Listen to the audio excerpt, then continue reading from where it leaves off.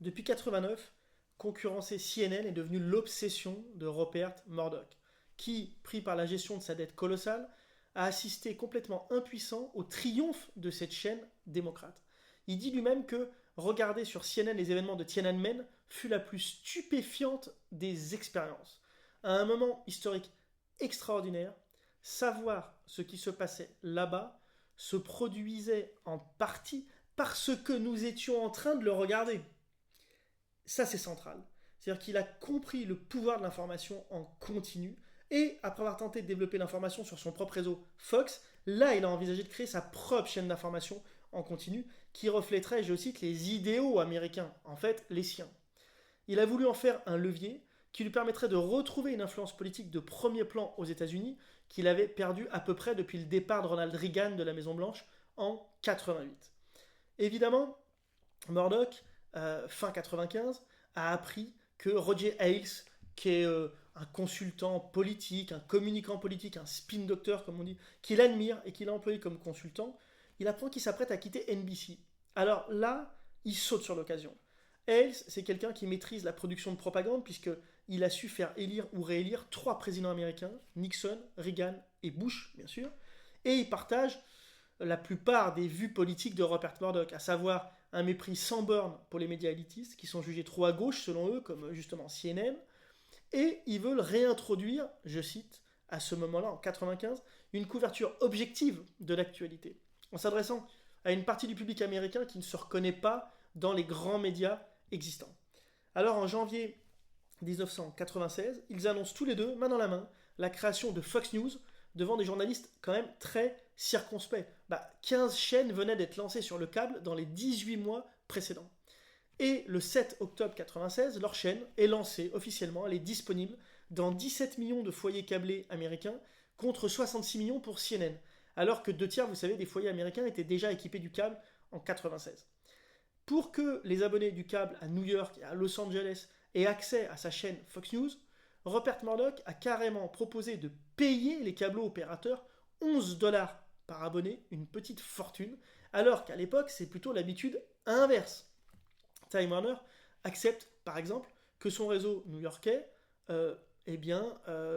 prenne Fox News. À ce moment-là, Ted Turner est très inquiet de cette concurrence nouvelle pour CNN et il rompt brutalement cet accord.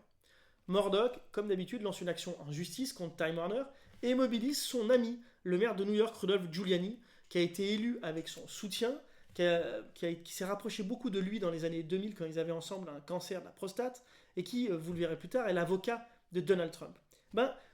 Giuliani prend fait et cause pour Fox News, évidemment. Dans les journaux, le conflit s'envenime. Jane Fonda, l'actrice Jane Fonda, qui est la femme de Ted Turner, le patron de CNN, demande, comme ça, si le fait que l'épouse du maire travaille pour la chaîne de télévision locale WNWW, appartenant quand même à Rupert Murdoch, n'avait aucun rapport. Et puis le New York Post publie une photo d'elle assise en face d'un canon nord-vietnamien en 72. Là, Turner pète un câble, il compare Murdoch à Hitler, il dit qu'il le considère comme l'homme le plus dangereux du monde, et il affirme carrément lors d'un forum aux Nations Unies, je cite, « Il existe un nouveau groupe de personnes dirigé par ce fils de pute de Rupert Murdoch. Ces gens veulent contrôler le monde.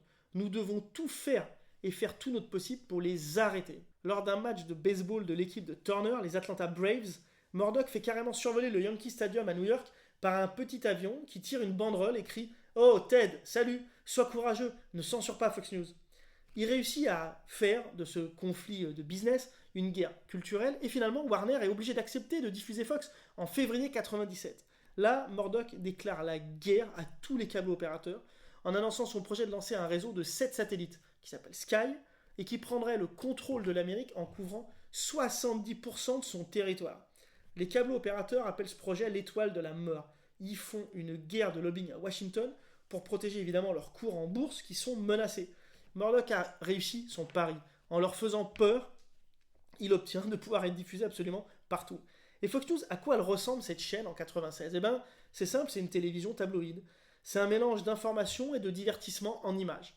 Elle doit évidemment énormément à la vision du monde qu'a Roger Ailes, l'homme auquel Rupert Murdoch a laissé les pleins pouvoirs, ou d'ailleurs le plus de pouvoir dans toute sa carrière.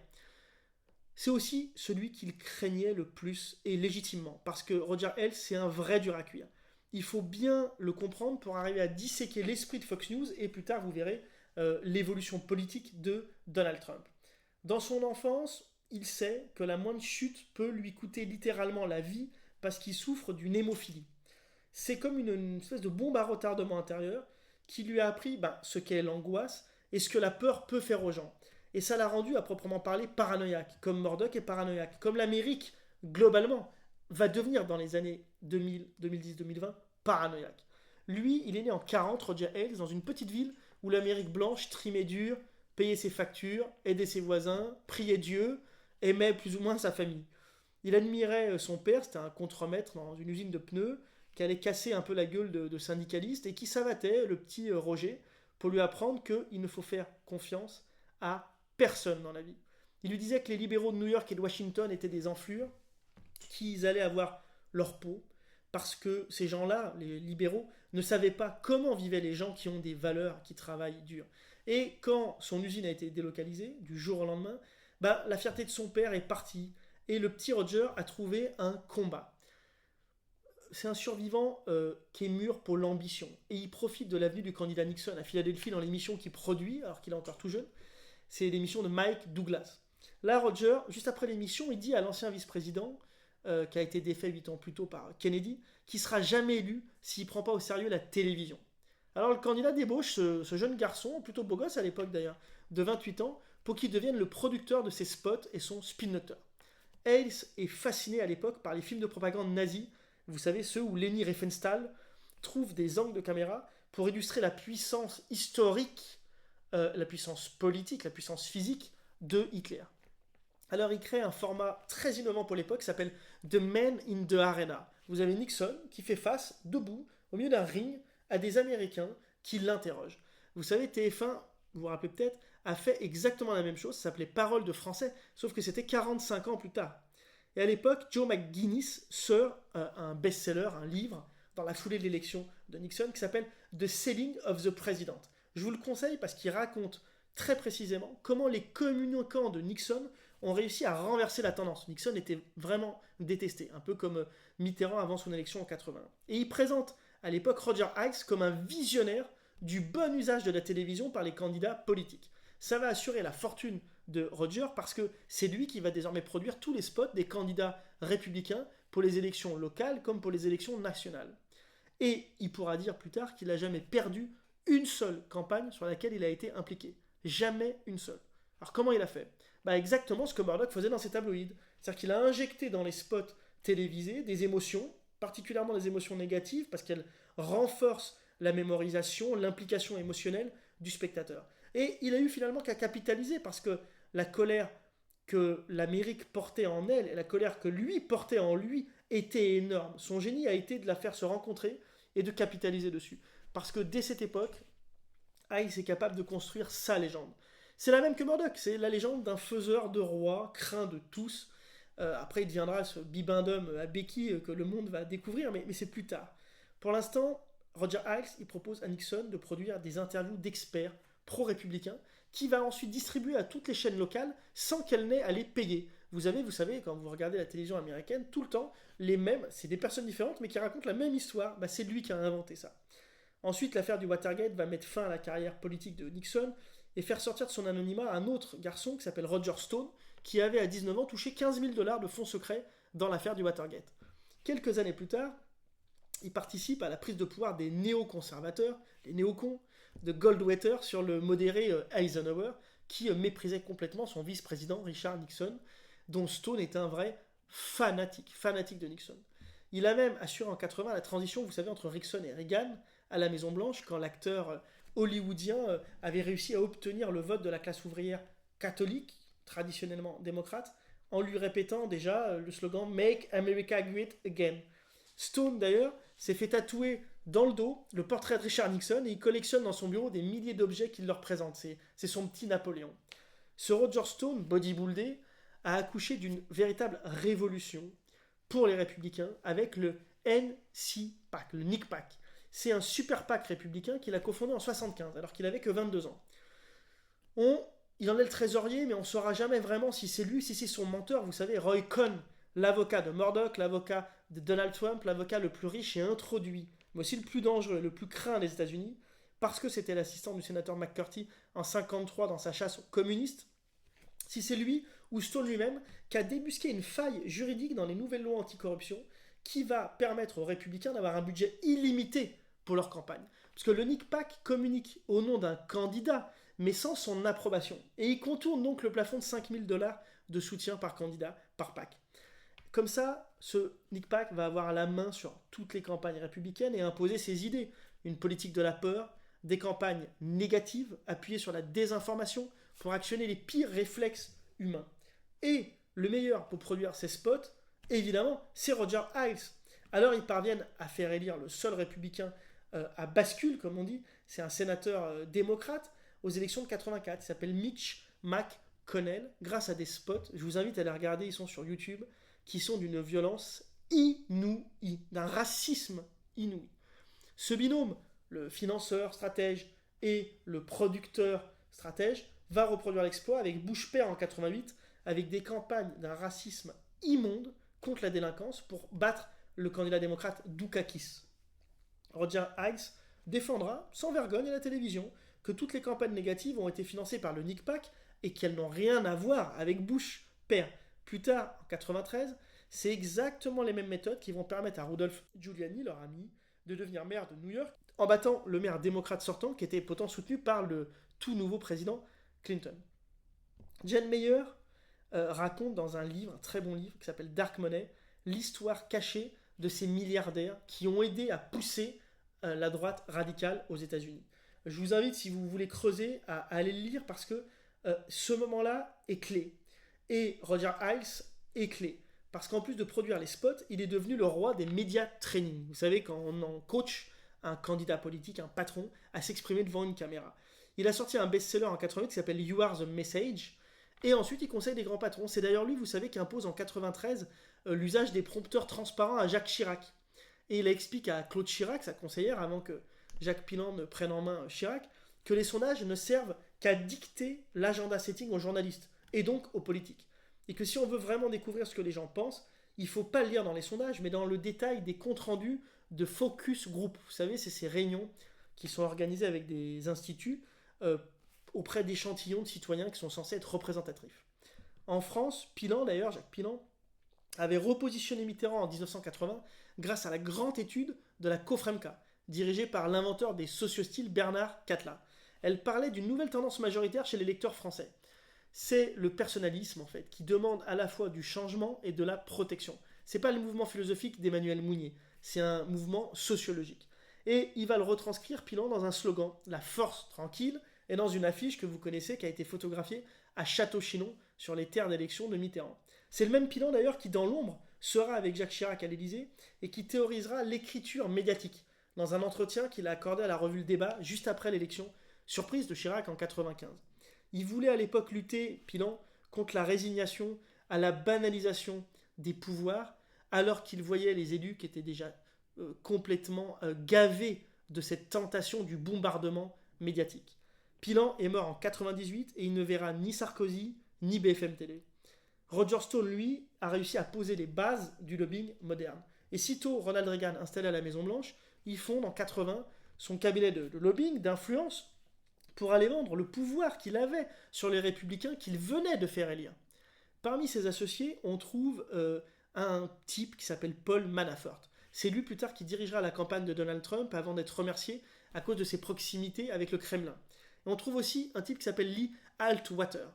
Il va diriger la campagne de Bush père en 88, après avoir raconté dans une interview, je vous invite à la trouver sur YouTube, c'est le média démocrate The Nation qui l'a publié, une interview de 81, où il évoque naturellement la stratégie sudiste qui a mené Nixon au pouvoir, et après lui Reagan, Bush et puis Trump.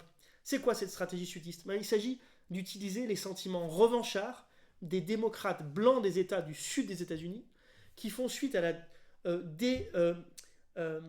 ségrégation en fait, qui a été décidée par les tribunaux et par le gouvernement fédéral entre la fin des années 50 et la fin des années 60. Et il explique que lorsqu'un candidat, par exemple, propose de baisser le budget fédéral, eh bien, cet électeur-là, revanchard, se dit de manière abstraite qu'en fait, les Noirs seront plus affectés par une mesure comme celle-ci que les blancs. Et donc ça marche. Ça marche pourquoi? Grâce à ce fameux super PAC, grâce aux médias de Murdoch notamment, grâce à un lobbying sordide qui distille son poison dans la relation même de confiance entre les citoyens et les élus. Et finalement, c'est grâce à ce genre de lobbying que Roger Stone a permis à Robert Murdoch, vous vous rappelez, de s'affranchir de 75 à 87 de l'interdiction de posséder à la fois un réseau de télévision et des journaux dans la même ville américaine. C'est grâce à cet échange, cette monnaie de singe. La propriété croisée d'ailleurs, c'était le verrou qui était censé empêcher la manipulation des masses en plaçant des citoyens dans des bulles avec des caisses de résonance sans fin. Mais ils l'ont fait sauter ce verrou. Et Stone d'ailleurs et Roger Ailes, qui se connaissent très bien, qui sont amis, ils ont tout pour plaire à Robert Murdoch parce que c'est des bad boys, ils sont convaincants, ils acceptent l'infamie parce qu'ils pensent qu'elle est nécessaire, ils sont prêts à tout en fait pour gagner, ils sont prêts à provoquer.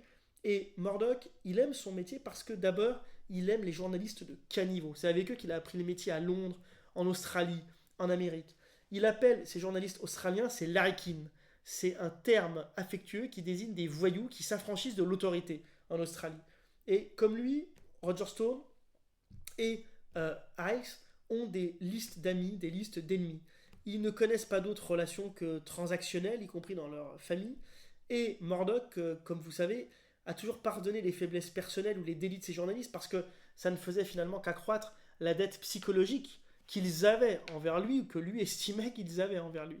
Parce que travailler pour Murdoch, c'est tellement compétitif que les êtres finissent par être désincarnés, par aller au-delà de l'appel du devoir et font des choses qu'aucun homme sensé ne ferait. C'est ça, être dans une machine où la loyauté à la guerre culturelle du boss est au-dessus de tout. Même de l'argent, même si Roger Stone ne crache quand même pas sur l'argent et se fait une joie de faire les poches des dictateurs comme Mobutu, comme Marcos, en se défendant, parce qu'il dit, écoutez, la majorité au Congrès a accepté de financer ces régimes-là. Donc moi, je suis l'accompagnement en communication de cet argent qui émane de la majorité du Congrès.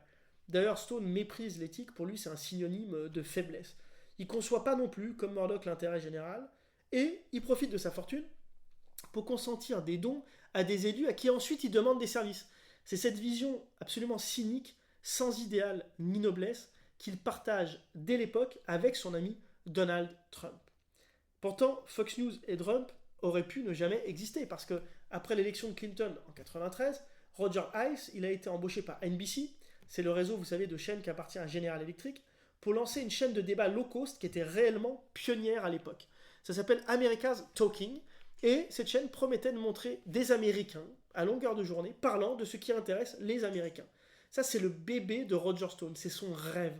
Il crée des émissions JC, comme il appelle ça, et il essaye de créer une nouvelle forme de chaîne d'infos à faible coût. Elle est diffusée dans 10 millions de foyers dès son lancement, en juillet 1994, et lui, Roger Ailes, a sa propre émission sur sa chaîne.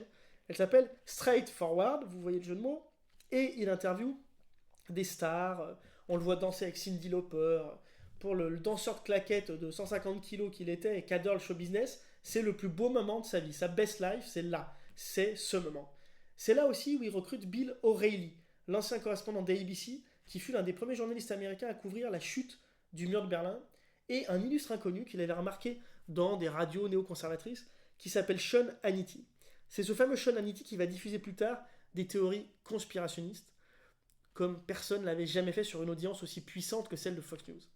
Parce que, à l'époque, la petite chaîne de Roger Ailes double rapidement son audience, mais c'est pas assez vite. Et en janvier 1996, NBC décide de s'associer à Microsoft pour lancer MSNBC sur la fréquence d'America's Talking. Là, Ailes, il est furieux. Il veut sa revanche. Et Murdoch, qui depuis toujours veut la peau de l'establishment, va profiter de ce moment pour miser massivement sur la rage de vaincre de son camarade paranoïaque, Roger Ailes. Roger amène d'ailleurs avec lui tous ses collaborateurs loyaux et républicains. Et à ce moment-là, ce qui va leur permettre d'exploser, c'est l'affaire Monica Lewinsky. Vous vous rappelez, une stagiaire qui a une relation avec Clinton dans le bureau ovale.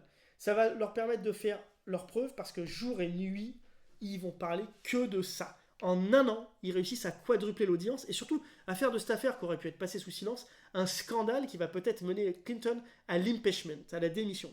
Ils réussissent chez Fox News la symbiose entre la tradition du talk show conservateur, le divertissement télévisuel à l'américaine et la formule mordeckienne de la presse tabloïste.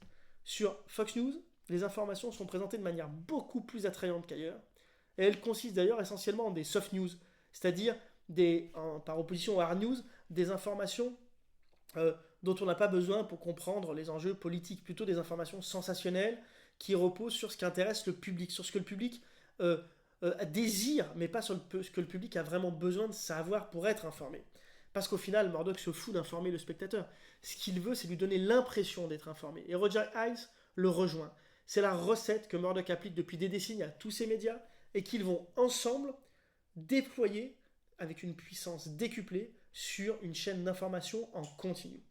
En quelques années à peine, notamment à la faveur du traitement très patriotique des événements du 11 septembre, Fox News va se constituer un public de niche, mais redoutablement loyal envers sa chaîne, très fidèle, formée essentiellement de républicains conservateurs.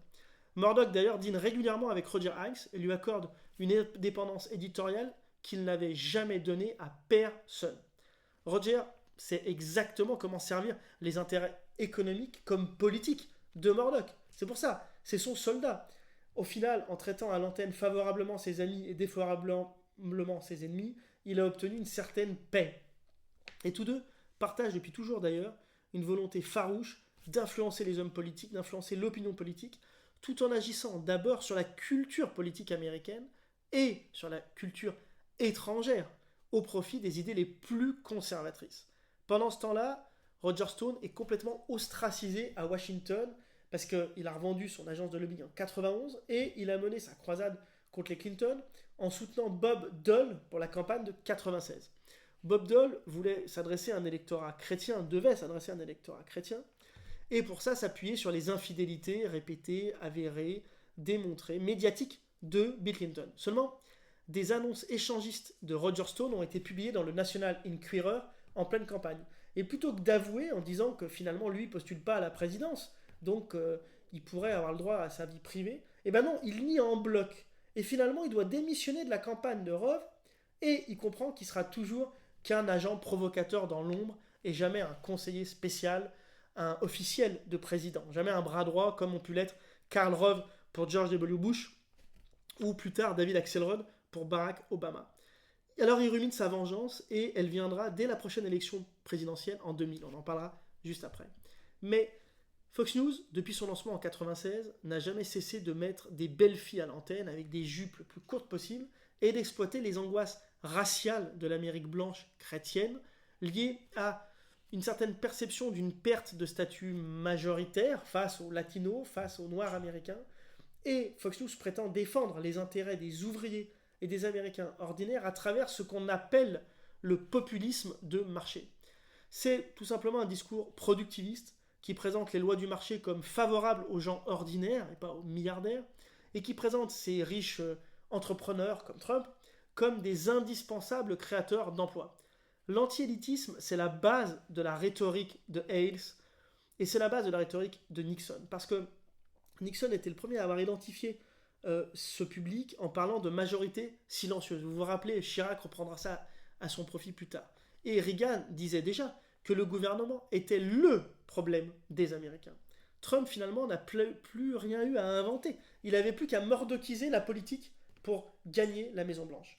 Roger Stone lui avait d'ailleurs mis en tête l'idée de se présenter au présidentiel depuis 87, au moment où son livre L'art du deal avait été en tête des ventes, et après avoir sauvé l'empire, le petit empire de Donald Trump qui était surendetté, et ils l'ont sauvé grâce aux magouilles de Roy Cohn, le premier d'ailleurs à dire à la télévision américaine en 84 que ce petit Donald Trump était finalement le plus grand génie qu'il ait jamais rencontré.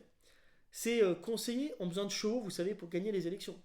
Et l'agenda setting des chaînes de télévision, des journaux, a transformé d'ailleurs le débat politique en une course de chevaux, l'horse race comme on dit en anglais. Et à partir de cette époque, notamment grâce au système des primaires et de ces fameux spots télévisés pleins de nitroglycérine, cette expression, la horse race, évoque la place qui est laissée au sondage et au mouvement d'opinion dans la presse, dans la couverture médiatique d'une campagne.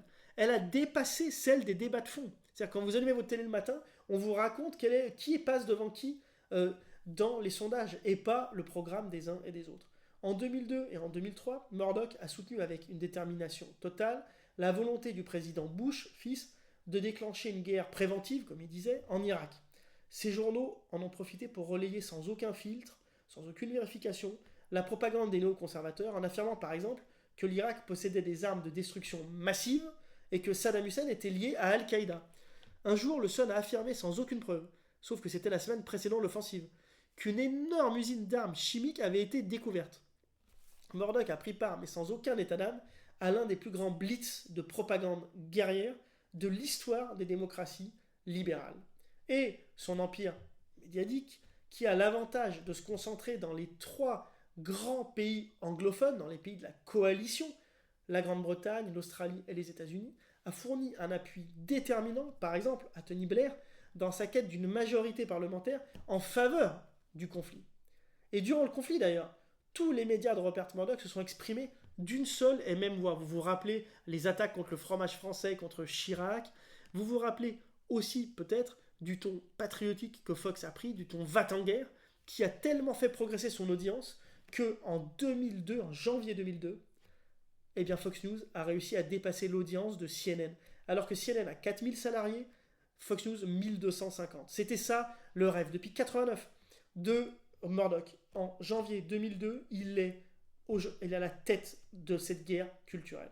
Et quand l'opinion publique d'ailleurs américaine a commencé à douter, Murdoch est resté accroché à sa vision très simpliste des enjeux internationaux. Et contrairement à ses homologues du New York Times, du Washington Post, lui n'a mené aucune réflexion rétrospective sur l'absence, en fait, démontrée, d'armes de destruction massive en Irak. Murdoch a même invité les États-Unis à abandonner leur complexe d'infériorité et à poursuivre la guerre en disant, je cite, « Je pense que l'important est que le monde nous respecte bien plus qu'il ne nous aime. » Espèce de Machiavel australien qui, en 2007, à Davos, quand on lui demande s'il a façonné l'agenda guerrier de George Bush, répond « Non, je pense pas. En revanche, on a essayé. » Et ça, c'est le prix à payer pour Murdoch, le prix à payer pour avoir remodelé complètement la culture politique américaine au profit de ses idées. Parce que le téléspectateur type de Fox, aujourd'hui, il est blanc, il est chrétien, il est conservateur, il est hostile aux homosexuels, il est hostile à l'État fédéral. Fox Network et Fox News sont devenus les 2 principaux moteurs de puissance de l'empire de Murdoch, News Corp. La part des journaux, la part des magazines dans les revenus de son groupe n'a cessé de baisser. Elle était de 90% en 1980, de 71% en 1990 et que de 40% en 2000. En 2010, c'était plus que 11%. Quand Fox News, qui est sa machine à cash, est devenue la première chaîne d'information en continu, Murdoch a même pu augmenter les frais de distribution que lui versent les câbles distributeurs, les compagnies de téléphonie mobile, les opérateurs de télévision par satellite, en générant 1,5 milliard de dollars de profit rien qu'en 2017. À partir de là, plus aucun élu républicain ne s'oppose à Rupert Murdoch. Et Trent Lott, un sénateur qui voulait limiter la concentration de la presse, change d'ailleurs d'avis en 2003, après avoir signé un contrat de 250 000 dollars pour publier ses mémoires chez HarperCollins. Murdoch a les moyens de se payer n'importe qui. Et Roger Stone a même fini par trouver un plan, un coup de billard à 3 bandes pour faire à la fois élire George Bush fils au présidentiel de 2000, battre Al Gore et retrouver les couloirs du pouvoir à Washington. Puisque c'est un libertarien convaincu, il défile à la Gay Pride, il plaide pour la dépénalisation des drogues depuis des décennies, il s'intéresse à un tout petit parti, le Reform Party, le parti de la réforme, qui avait été fondé en 1995 par Ross Perot, vous vous souvenez, le candidat alors indépendant, que Murdoch avait soutenu en 1992 pour faire payer à Bush père son manque de soutien lors de la mauvaise passe qui avait failli mettre News Corp en faillite. Et ces inespérés 19% avaient permis à Clinton d'être élu. C'est avec ce petit parti que Perot a rassemblé 8% des voix et empêché les républicains de battre le président Clinton. Alors, pour se rendre utile aux républicains, Stone imagine, comme d'habitude, un coup fumeux qui va avoir pour effet d'éliminer à la fois la troisième voie du débat pour des décennies, parce que vous imaginez bien qu'aujourd'hui encore, si les républicains et les démocrates sont les seuls partis, c'est parce qu'un troisième a besoin des médias pour exister. Alors, il va essayer d'aller voir son ami Pat Buchanan, qui est à l'époque un républicain. Il l'avait rencontré lorsque Nixon était à la Maison-Blanche, et il le pousse à quitter le parti républicain non parce qu'il n'allait pas pouvoir gagner les primaires, pour aller prendre le parti de Perot qui veut passer la main et en faire un parti médiatique. Sauf qu'il s'était bien gardé de prévenir Buchanan qu'il a demandé à Donald Trump de faire la même chose. Alors Trump, dans la foulée, quitte lui aussi le Parti républicain et se présente contre Buchanan pour obtenir l'investiture de ce parti quasiment inconnu, le Parti de la Réforme. Évidemment, Stone soutient à ce moment-là Donald Trump, qui sabote la candidature de Buchanan en le traitant de nazi, d'antisémite, d'homophobe du grand Donald Trump, et évidemment le tout sur les antennes de Fox News, à longueur de temps. Après ce cirque médiatique, Trump se retire immédiatement et il offre finalement à Bush sur un plateau un homme de paille, c'était Trump en l'occurrence, parfait pour tuer dans l'œuf le Reform Party. Et il est même allé plus loin en faisant du chantage à Buchanan parce que ce chrétien, etc., avait un enfant caché pour qu'il ne livre pas ses bulletins de vote dans les bureaux de vote. Pour qu'au finalement, Buchanan n'obtienne que 0,5% des suffrages et il a disqualifié l'idée d'un troisième parti aux États-Unis pour des décennies. Ça ne change pas la phase, évidemment, de l'élection. Il change plus que ça. Il change les règles du débat dans ce qu'est la plus grande démocratie libérale du monde. Et Bush doit encore plus sa victoire à Stone parce qu'il a participé, Roger Stone, à ce qu'on appelle les brigades Brooks Brothers.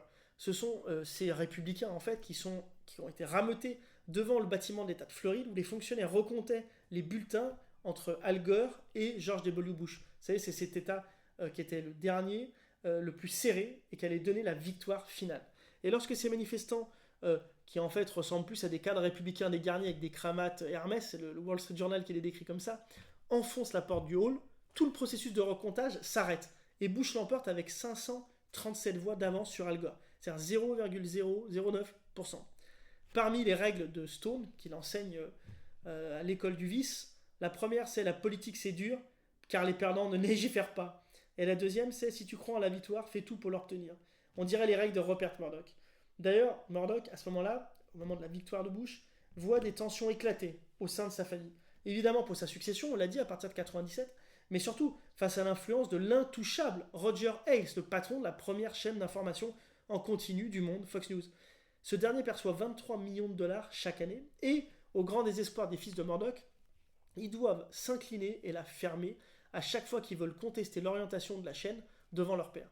En 2005, le fils aîné, le successeur tout désigné de Rupert Murdoch, Lachlan, entre en conflit frontal avec Roger Ailes, mais évidemment son père ne le soutient pas. Alors il décide de claquer la porte.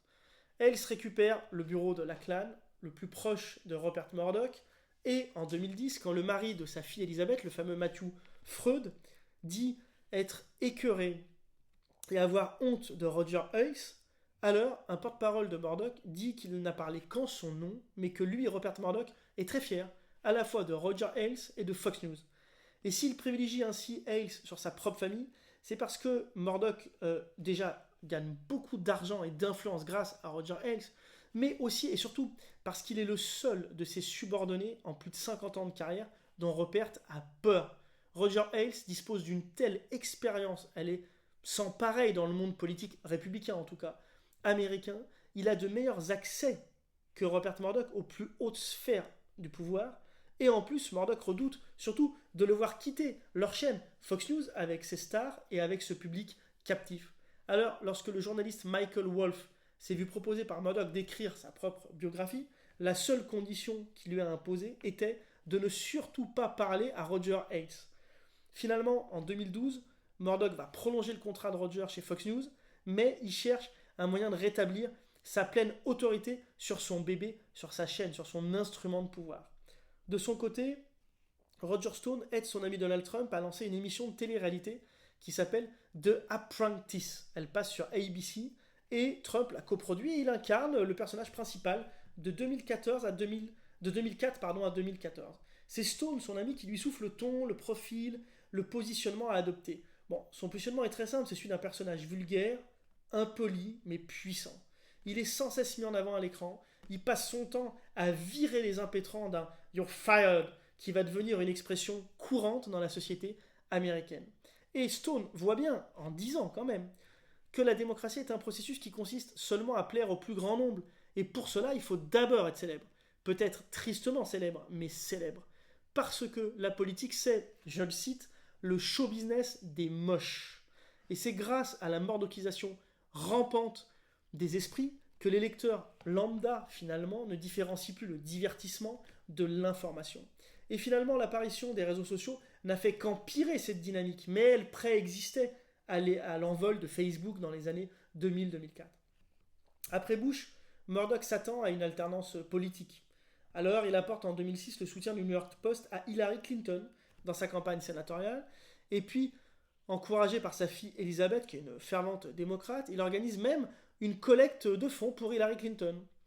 Mais pour la présidentielle, il y a plusieurs membres de la famille Murdoch qui sont saisis de passion par Barack Obama. Et lui aussi, Rupert pense que finalement, c'est Obama qui vendra le plus de journaux, plus que Clinton. Alors dans les primaires démocrates, le New York Post va soutenir Barack Obama. C'est un moment clé pour Obama parce que ça lui donne une vraie légitimité face à la grande favori Hillary Clinton. Rupert, quand on lui demande pourquoi son titre, qui est quand même pas très démocrate, soutient Obama, il répond qu'Obama est une rockstar et que sa victoire serait fantastique. En entendant ça, Roger Ailes, fou de rage, menace de démissionner si Murdoch soutient celui que Fox News dépeint toute la journée comme un terroriste musulman. Ce qui a d'ailleurs conduit Obama à boycotter cette chaîne. Alors là, Murdoch fait organiser une rencontre secrète en tête-à-tête avec Obama au Waldorf Astoria à New York. Obama débarque et il lui parle de sa relation avec son père. Il lui demande comment il est passé d'une petite ville, Adélaïde, au sommet du monde. Il le gonfle d'ego. Et à ce moment-là, Murdoch fait rentrer dans la pièce Roger Ailes, à la surprise d'Obama. Là, la discussion immédiatement s'envenime jusqu'à ce que les trois hommes conviennent d'une trêve. Fox va arrêter de maltraiter Barack Obama, notamment sur l'histoire, vous savez, de son certificat de naissance. Et de l'autre côté, Obama acceptera de répondre aux journalistes de Fox News. Et le Post, à la fin, soutiendra John McCain, mais Murdoch préférait au départ son ami Newt Gingrich dans les primaires républicaines. Au bal d'investiture, Obama salue Roger Ailes assez froidement, et puis il dit à ses invités « Cet homme est l'homme le plus puissant des médias ». Murdoch, désormais, va vouloir lui aussi exercer une influence déterminante sur le parti républicain. Pour ça, il n'a pas besoin de dépenser des milliards directement comme le font les Soros chez les démocrates ou les frères Koch chez les républicains.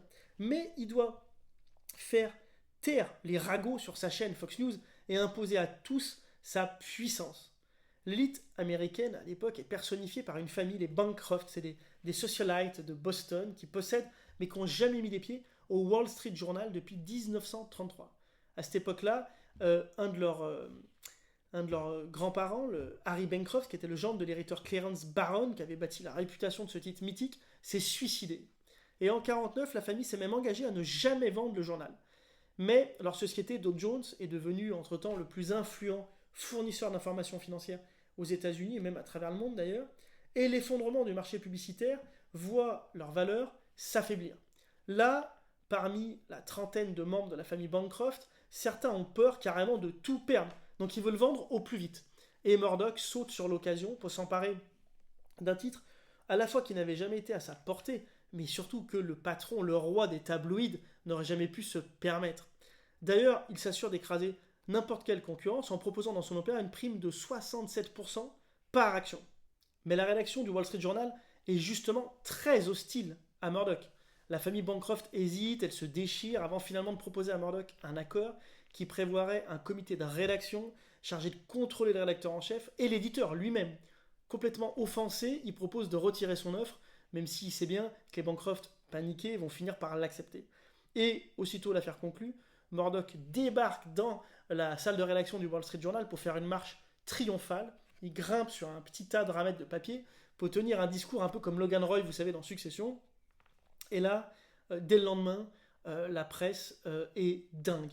Le rédacteur en chef du New York Times qualifie Murdoch d'antéchrist et son journal publie une énorme enquête à charge qui met en avant le fait que Murdoch a pris la fâcheuse habitude d'utiliser ses médias pour faire avancer les intérêts commerciaux de son groupe News Corp. Seulement, ils ne peuvent plus vraiment le traiter comme un propriétaire de presse à scandale, un espèce de pornographe. L'influence de Murdoch est devenue palpable et elle est devenue politique. Et en effet, d'ailleurs, Murdoch va profiter du Wall Street Journal, va profiter de ces pages d'opinion, les fameuses op-ed, qui font depuis très longtemps autorité sur toutes les élites républicaines, pour exprimer ses propres opinions, c'est-à-dire une foi inébranlable dans la force du libre-échange, une haine absolument viscérale des impôts et de toute forme de réglementation. Il va faire du Wall Street Journal l'emblème d'une révolution conservatrice face au très libéral New York Times, qui est la référence. Et à ce moment-là, Murdoch en profite aussi pour opérer des synergies, par exemple avec sa nouvelle chaîne Fox Business qui lance dès 2007. Il met plus que jamais son influence au service de la politique étrangère des États-Unis, et il reçoit même pour ça, ce qui est un fait unique, une distinction du Conseil Atlantique en avril 2008, parce qu'il a défendu les intérêts de l'OTAN. C'est une première, et espérons une dernière, pour un propriétaire de grands médias d'être primé pour avoir fait la propagande de gouvernement.